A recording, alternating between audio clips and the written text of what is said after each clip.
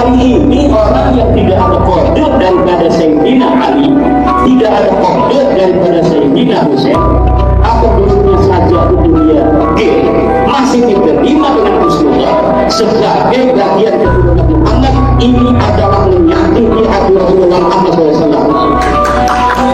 Ditakutkan dari mereka hati dalam keadaan husnul khatimah, dan Nabi Muhammad tidak akan lagi mau melihat mereka sebagai umatnya Nabi Muhammad SAW.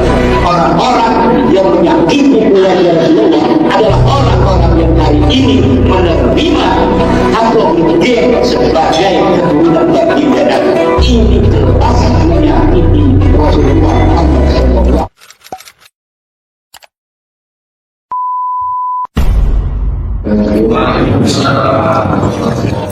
Alhamdulillah, salatan wassalamun ala Rasulillah.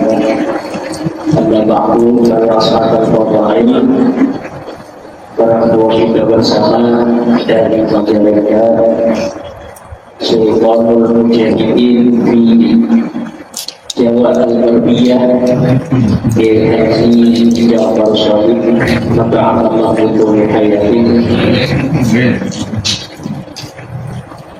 yang merupakan pimpinan pusat perjuangan Wonosobo Indonesia.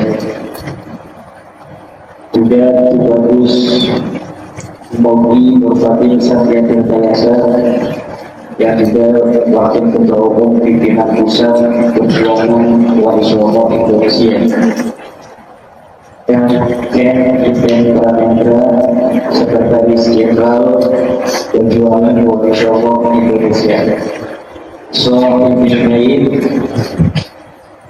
soal makan wal makanan,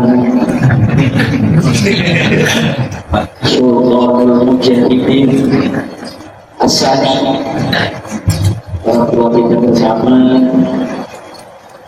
Bapak Sedu Setiawan, dan para ketua PWILS Jawa Barat yang hari ini hadir, dari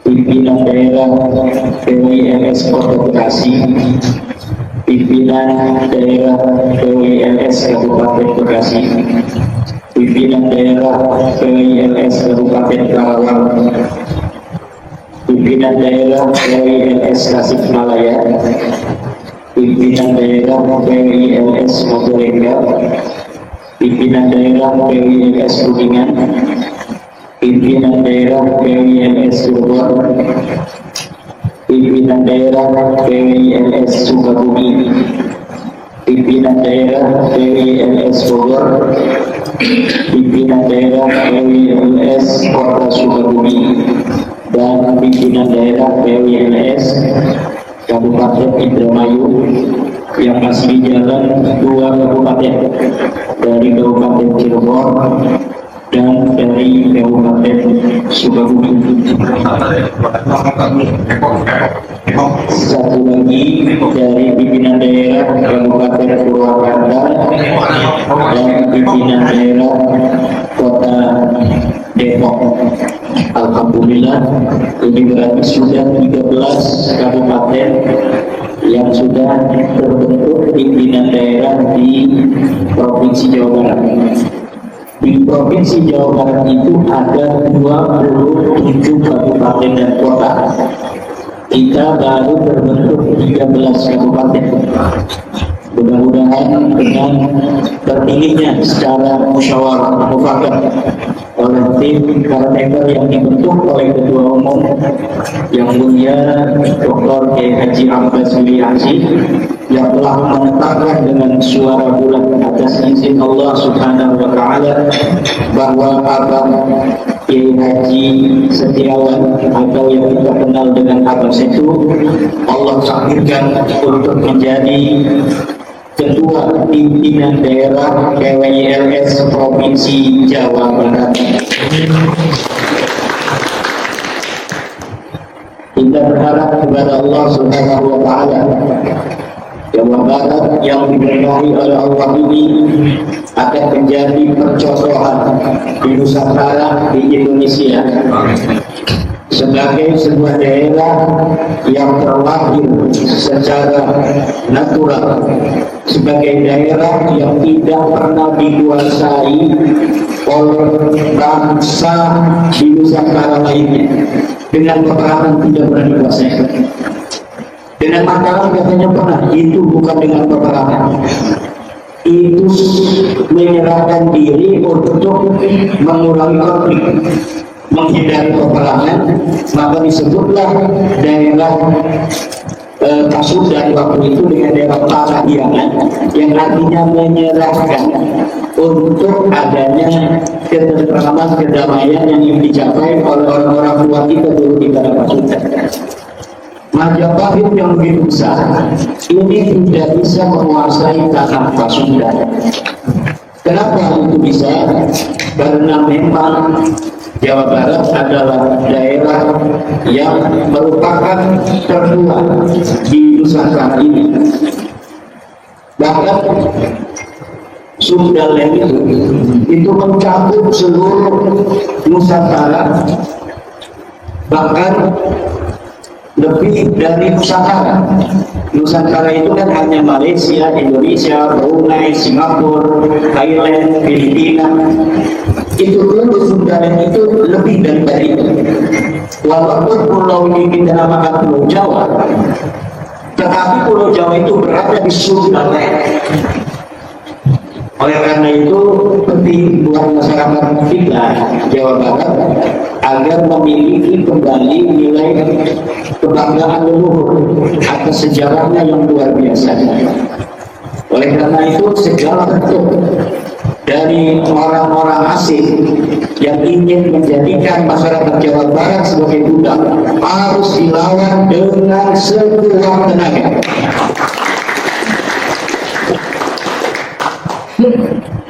Bagaimana mereka ingin menguasai rohani dengan menguasai doktrin-doktrin keagamaan kepada masyarakat kita, menguasai rohaninya dengan mendoktrin masyarakat kita bahwa mereka harus menjadi anak buah budak daripada orang yang mengaku sebagai cucu Nabi. Orang yang mengaku cucu Nabi yang tidak terverifikasi, DNA melenceng, nasabnya tidak tercatat, sejarahnya luar, kemudian memaksakan kepada masyarakat kita Jawa Barat untuk diakui sebagai cucu Nabi. Ini sudah tidak bisa lagi untuk dibiarkan. Kenapa? Karena mengakui Pak Lawi sebagai cucu Nabi hari ini termasuk ke dalam kategori menyakiti hati Rasulullah Muhammad SAW. Apa itu sanksi yang akan didapat oleh orang yang mengakui Pak Lawi sebagai cucu Nabi? Walladzina yu'tuna Rasulullah lahum 'adzabun alim. Orang yang menyakiti Rasulullah, dia akan mendapatkan siksa yang pedih. Orang yang sudah terbukti terang benderang melalui Abu Asegaf bin Sihab bin Sengit ini bukan cucu Nabi, tapi masih hari ini ada orang yang mengakuinya, sama saja orang itu adalah dengan menyakiti Rasulullah Muhammad SAW. Setiap umat Islam wajib untuk menjaga kemuliaan Rasulullah dan keturunannya hingga yaumil qiyamah. Dari keturunan Rasulullah akan muncul Imam Mahdi. Kalau hari ini kita menerima pemalsu-pemalsu nasab untuk diakui sebagai Rasulullah, berarti sia-sia kita akan menerima munculnya Imam Mahdi palsu dari mereka. Kalau Imam Mahdi palsu muncul yang akan melawan daripada Dajjal, maka berarti mereka atau Imam Mahdi palsu ini sebenarnya bukan untuk melawan Dajjal. Dia mengatakan bahwa dia melawan Dajjal, padahal dia termasuk bagian daripada Dajjal itu. Dia mengatakan bahwa manusia ke surga, padahal dia membawa manusia ke neraka. Dia mengatakan bahwa dia akan membela agama, padahal dia menghancurkan agama. Dan ini yang dilakukan oleh orang-orang itu hari ini. Katanya orang-orang yang membicarakan nasab mereka adalah orang-orang pemecah belah umat, bukan memecah belah umat. Kita ingin menyelamatkan saudara kita dari kebohongan ente yang aku cucu Nabi. Kalau ente masih mau ngaku cucu Nabi, ingin diterima pengakuannya, tes DNA-nya mana?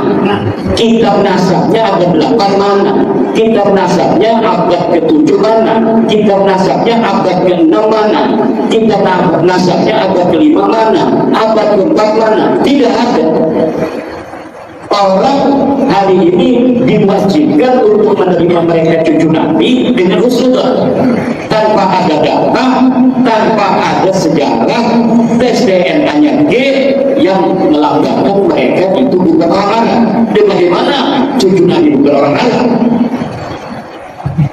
Kalau cucu Nabi bisa bukan orang Arab, berarti kita sama-sama korban terhadap istri Nabi pernah berhubungan dengan bukan orang Arab. Na'udzubillah. Jangan sembarang konsekuensi. Ini katanya ada yang nuduh kita korban ketika kita mempertanyakan nasab mereka dan memutuskan mereka bukan cucu Nabi, katanya korban.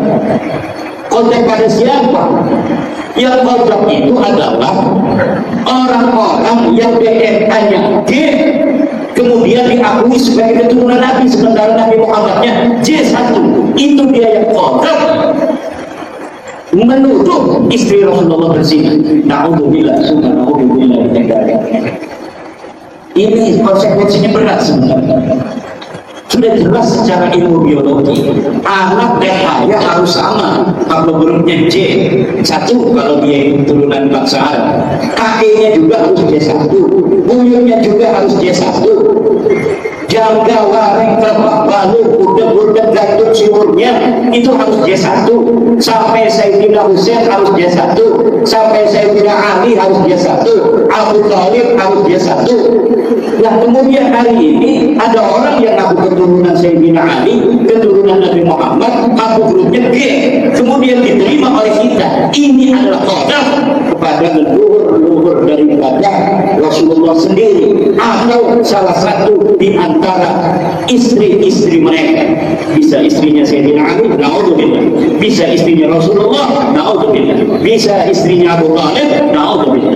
Karena Abu Thalibnya seluruh orang-orang yang mengaku sebagai Bani Hashim, keturunan daripada Quraisy, itu sudah terdeteksi secara konklusif bahwa orang Arab itu hak leluhurnya J1, bahwa keturunan Nabi itu harus ada kode-kode Bani Hashim, bahwa keturunan Sayyidina Ali harus ada kode-kode Sayyidina Ali, FDJ 1000, 15.000. Keturunan daripada Sayyidina Husain ada kode-kode Sayyidina Husain. Hari ini orang yang tidak ada kode daripada Sayyidina Ali, tidak ada kode daripada Sayyidina Husain, apa hurufnya saja itu dia G, masih diterima dengan husnuzon sebagai bagian keturunan Muhammad. Ini adalah menyakiti hati Rasulullah SAW.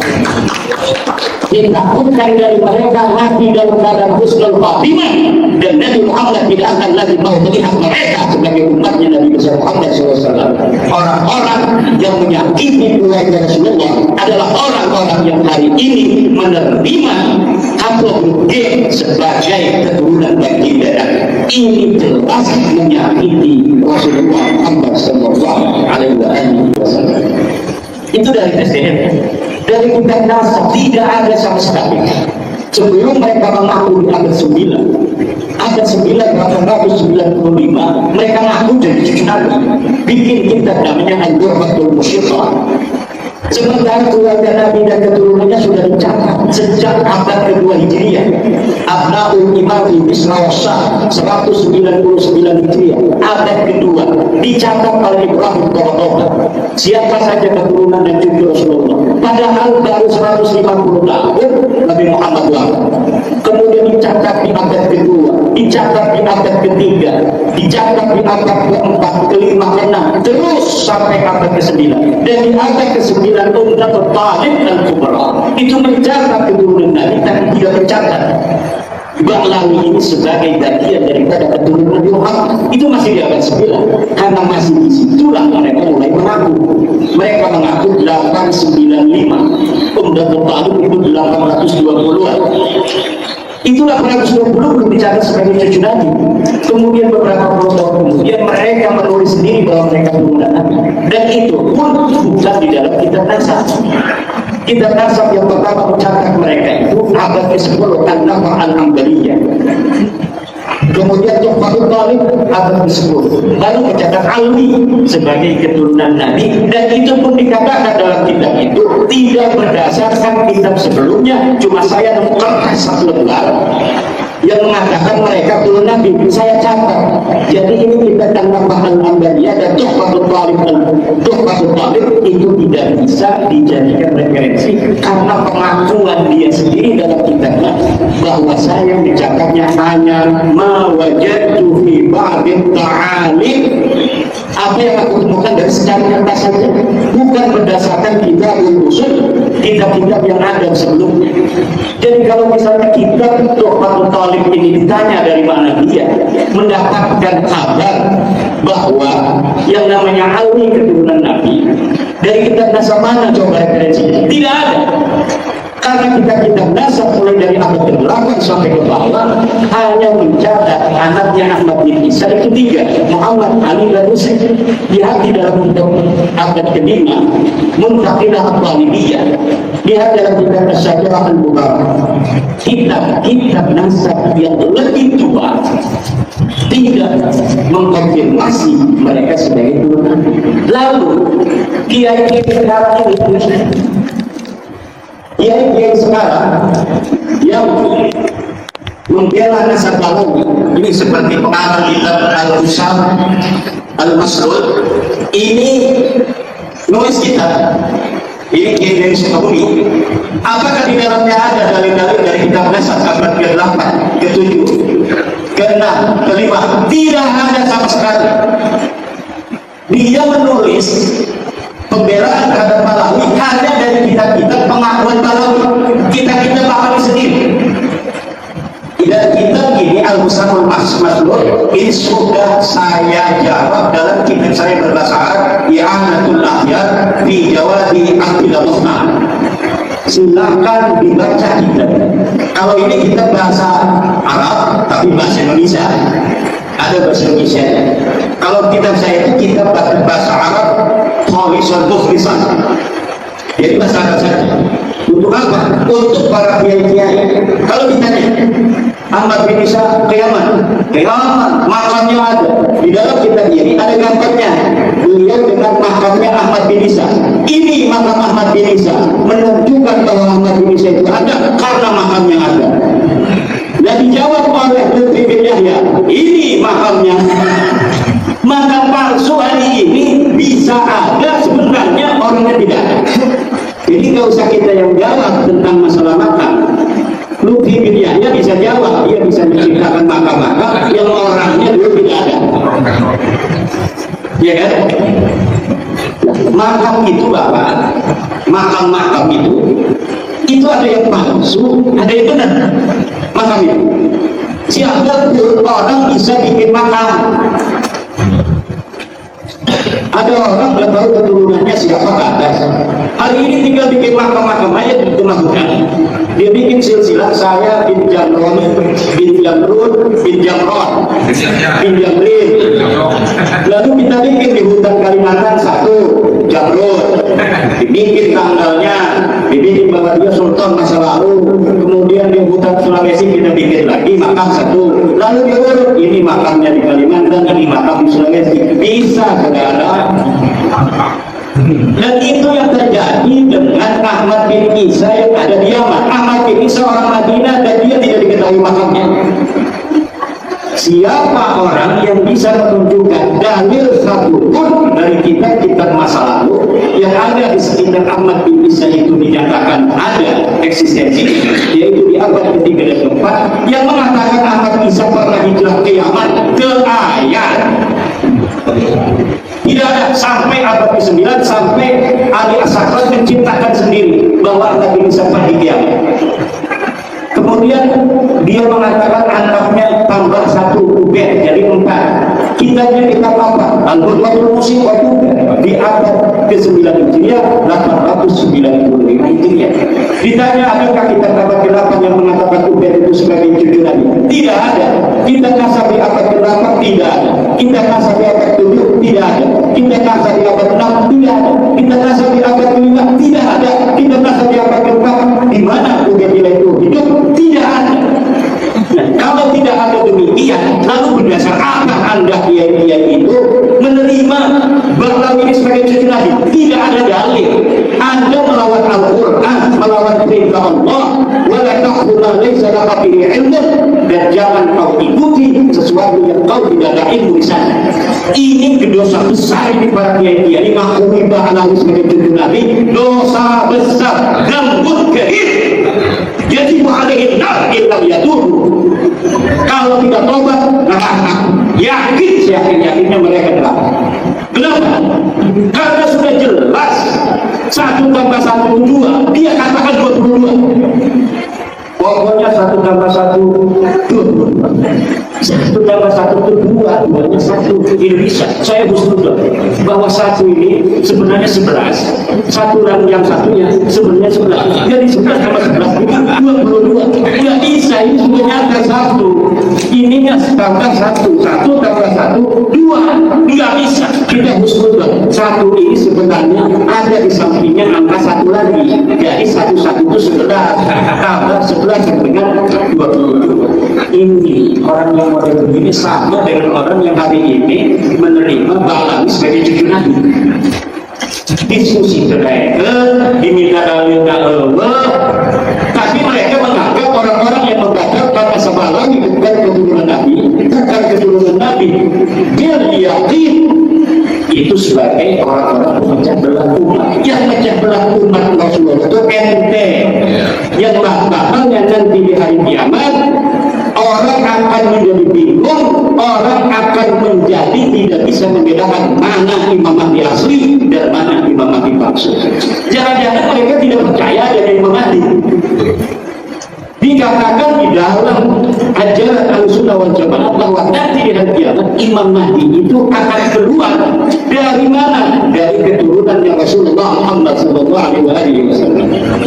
Nah, kalau sekarang ini keturunan palsunya kita biarkan, bisa jadi keturunan palsu ini yang akan mengaku sebagai Imam Mahdi kiamat nanti. Dan ini berbahaya buat persatuan umat Islam dikala umat Islam sedang menghadapi Dajjal, menghadapi itu pasukan Ya'juj Ma'juj di masa depan. Ini luar biasa konsekuensinya. Usul kepada sesuatu yang jelas sudah nyata. La ibrata bil dhannil bayyini khabar. Tidak bisa dihitung dan yang sudah nyata salahnya. Bahlawi bukan cucu Nabi ini sudah nyata salahnya, sudah jelas terputus, kitabnya tidak ada, nasabnya bukan orang Arab. Kenapa masih menerima Bahlawi sebagai cucu Nabi? Kecuali mereka memang ingin menyakiti baginda Nabi besar Muhammad SAW. Kalau tidak, bahwa sebelum mati masih saja membela-bela. Yukhafu alaihi su'ul khatimah. Yukhafu alaihi su'ul khatimah illa yatub.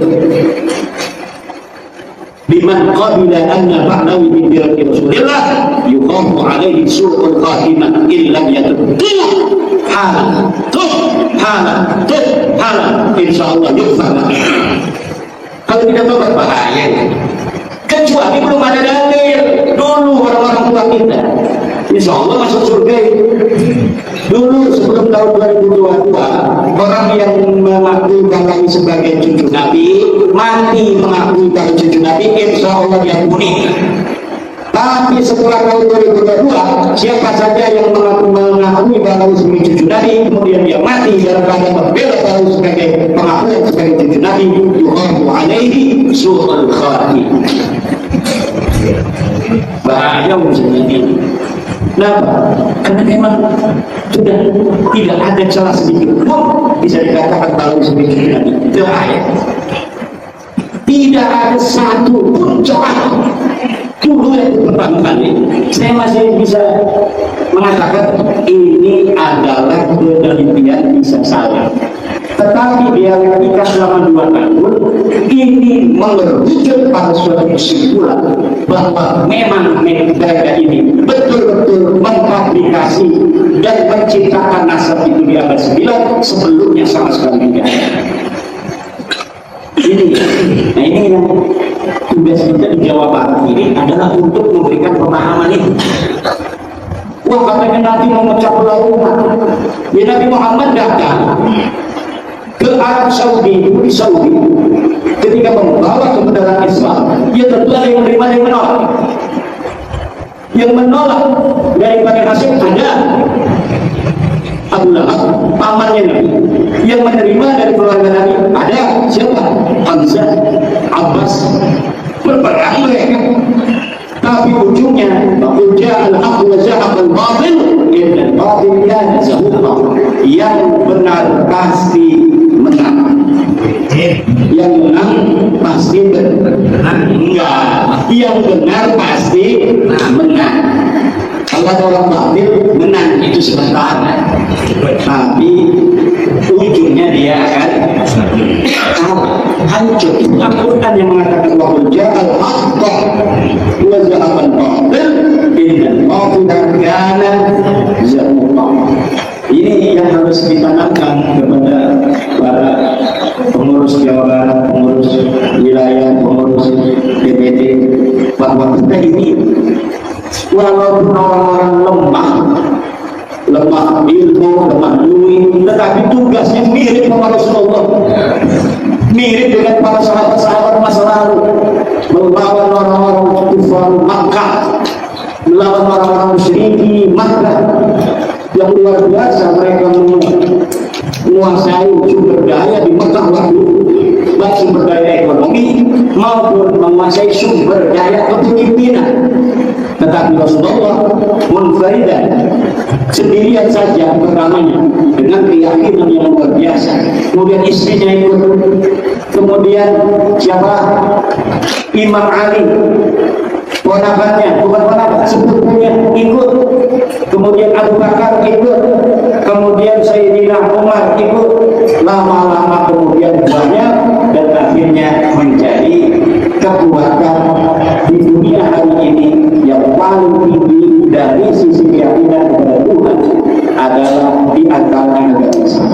Walaupun bermayoritas di dunia ini, para guru-guru sekalian, Islam itu bukan mayoritas. Yang sekarang mayoritas adalah Kristen. Islam nomor 2 itu Islam. Tapi pertumbuhan terbesar sejak beberapa puluh tahun belakang, diprediksi Islam akan menjadi mayoritas beberapa puluh tahun lagi. Ke depan itu kita bermusuhnya, musuh dalam tanda kutip, musuh di TikTok segala macam itu, bukan dengan orang-orang ahli kita.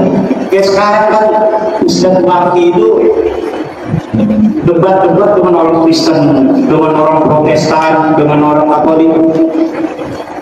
Masa depan musuh kita itu adalah orang-orang ateis, agnostik, yang mereka sama sekali tidak percaya kepada Tuhan.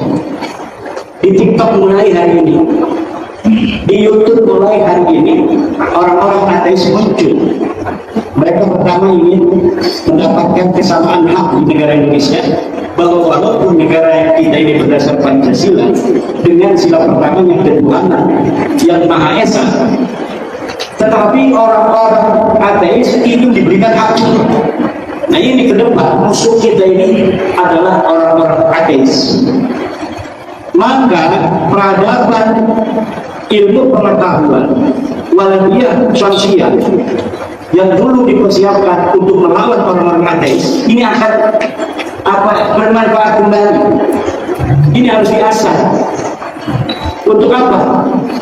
Untuk melawan filsafat orang-orang ateis yang mempertanyakan Tuhan itu ada atau tidak, Tuhan itu ilmiah apa tidak, apakah bisa Tuhan ilmiahkan.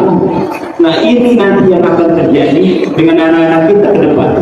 Mereka mempertanyakan kembali tentang zat Allah, seperti peristiwa 250 Hijriah ketika Abu Hasan Asy'ari, Abu Mansur Al-Maturidi melawan orang-orang ateis, Mu'tazilah melawan orang ateis. Ini yang akan kita hadapi. Sebelum kita menghadapi orang-orang seperti itu, maka kita juga harus memperkuat ilmu pengetahuan anak-anak kita. Bagaimana kita berbicara filsafat, bicara dengan metodologi waladiyah syamsiyah, dengan metodologi al-mungkin minat-tolak. Kalau tentang metodologi ilmiah saja, santri-santri kita tidak ngerti. Kalau sudah ada dalil tentang batalnya Balawi, maka Balawi tidak bisa lagi untuk diterima. Tapi kenapa santri-santri kita masih ada yang menerima? Karena tradisi ilmiah ini belum biasa dikonsumsi dengan konstruktif dan kritis oleh santri-santri kita. Ini maka akan bisa untuk diprediksi pertandingan dengan orang ateis ke depan, santri kita akan kelabakan. Kenapa? Karena dengan teori filsafat ilmu yang sederhana saja, mereka tidak bisa untuk mengambil kesimpulan yang benar. Kalau sebuah tesis, bumi itu datar, kemudian diketemukan tesis berikutnya yang mengatakan bumi itu bulan, maka dengan berbagai macam dalil-dalil yang kuat, tesis bahwa bumi itu datar itu hancur dan tidak bisa diterima kembali. Sekarang kita sudah bisa untuk melihat bumi dari atas. Ternyata betul bahwa bumi ini perdebatan masa lalu di tahun 1500-an Masehi, apakah bumi itu bulat, apakah bumi itu datar. Hari ini terkonfirmasi bahwa memang bumi ini bulat. Maka sebuah tesis yang telah terbatalkan itu juga tidak bisa lagi dihusnudon. Bagaimana kita husnudon aja sih apa? Katanya bumi ini datar, buktinya kita tidak melayang-melayang dan jatuh ini ada di bumi. Tidak bisa, bos. Karena apa? Karena kesimpulan ilmiah bahwa bumi ini bulat sudah dhahirun bayyinun la yuraddu, yang tidak bisa ditolak lagi. Sama bumi bulat itu dengan kesimpulan Balawi bukan cucu Nabi yang tidak mungkin bisa dibantah lagi. Yang masih menerima akan terbatas sendiri oleh dirinya sendiri, hanya nunggu waktu, nunggu kecewa itu sedikit dikembarkan sama Balawi, dia akan sadar. Atau dia makanya dipinjam menjadi kembali lagi langsung itu saya ikut dia di dunia. Hanya butuh sedikit kecewa untuk menjadi insya Allah sadar. Hanya butuh sedikit kecewa saja. Dalil tidak ada. Inna kalau tadi menabrak bahwa Nabi Allah yang Nabi Muhammad kurang apa?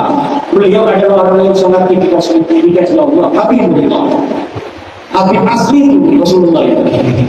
Tapi tidak semua manusia di dunia mengikuti Rasulullah. Apalagi model Imaduddin Utsman yang katanya kecilnya dia tahu, katanya mau Imaduddin. Dia kecilnya tahu, saya kecil dulu sih. Kalau saya langsung besar nggak bakal ada orang yang tahu saya kecil gimana. Orang saya kecil dulu, manusia betul-betul terlihat pada sekampung saya. Al-Kreseku ya'lamuni, Al-Kreseku ya'rifuni, Watangramu ya'lafuni. Nggak bisa saya itu menutupi diri saya dari orang Kresek dan orang Tangerang, karena seluruh orang Kresek Tangerang tahu saya. Ini masalahnya. Kita harus banyak tantangan ini apa saya. Tapi bisa nggak Kiai dikaitkan dengan ayat tadi? Mayat tabi'u dan namanya aksharuhum ila donna inna donna la yu'min minal haqqi syai'an. Itu kan Allah berkata tidak boleh kita itu kebanyakan manusia itu hanya hidup dari don. Sementara don itu kata Allah tidak lebih la yu'min minal haqqi syai'an. Makanya nanti kalau Allah alimun di situ. Berarti harus pakai ilmiah kan seharusnya. Iya, itu kan perintah Allah sudah jelas. Allah sudah jelas memberitakan bahwa seluruh manusia itu tidak boleh mengikuti sesuatu yang tidak tahu. Berarti dibutuhkan ilmu. Allah akan Al-Quran tadi yang disebutkan apa saja yang jadi'una ilmu Allah wa inhum illa yahrusun. Mereka hanya hilang-hilang saja. Sedangkan Kebenaran itu bukanlah ngira-ngira, dia butuh bukti dan butuh dalil. Dalilnya ada atau tidak ada. Kalau dalilnya sama sekali tidak ada, misal memang di abad keempat ketika Ahmad bin Isa itu Hindu, sama sekali nggak ada kitab yang ditulis, sama sekali nggak ada yang ngomong Ahmad bin Isa. Abad kelima nggak ada yang ngomong Ahmad bin Isa punya berapa, abad keenam, abad ke-8 tidak ada. Baru tuh itu masih 50-50 kalau ada orang ngaku-ngaku di abad ke-9. Tapi ini mah di abad 3-nya ditulis Ahmad bin Isa itu. Anaknya ditulis di abad ke-4, anaknya ditulis, Ahmad bin Isa-nya ditulis, abad ke-5 Ahmad bin Isa ditulis, anaknya ditulis, abad ke-6, ke-7, ke-8 semuanya ditulis. Tidak ada ubed di sana. Di abad 9 baru ada ubed, katanya anak Ahmad bin Isa udah jelas itu bohongnya. Tapi kenapa masih ada yang percaya? Iya, sudah la ibrata bi dzannil bayyin khataruhu. Tidak boleh dzan itu digunakan lagi apabila jelasnya salahnya sudah jelas. Ini salahnya sudah jelas. Kita misalnya nyata apa saya itu tadinya asli Bekasi, namanya Zon ya boleh aja tinggal dari Bekasi, abah saya itu Bekasi asli Abi, karena Abi tengah pas ngobrol di nama saya itu kan di kelompok Abdi aslinya Cina di Sukabumi. Aku tuh menang dari ada yang ngomong ke rumah bahwa abah saya itu aslinya Sukabumi, aslinya Bekasi. Menang dari kumatan naon tuh menang kumatan akibisnya menang langsung di abah setu bisa usudon deh lalu tadinya habis nanyakan langsung ke abah setu kumatan abah setu ayahnya di Bekasi akibdor bahwa abah setu ya asli Bekasi kenal naon arah dengan gue tapi ketika abah setu sudah ngomong saya aslinya dari Bekasi dari Sukabumi, mantan sewa, Masya Allah. Berarti sekarang tidak boleh lagi kita ngomong ada saya itu orang Bekasi asli lahir di sini. Kalau sekarang ya orang Bekasi, kalau sekarang berasli Bekasi. Kenapa asli Bekasi di sini? Ini tinggalnya di sini, istrinya di sini. Al-Muhajir dong. Al-Muhajir, abah saya itu Al-Muhajir ila Bekasi. Dan ini kalau ada yang dekat, ini hari ini jadi bukti nanti suatu masa suatu saat bahwa abah setu Setiawan as-Sukabumi summa al-Bekasi li'annahu hajara min Sukabumi ila Bekasi. Ini karena tahu dia menulis. Ini nanti sekarang sudah terpilih ini Abah Setu sebagai ketua baru dari PWILS Jawa Barat.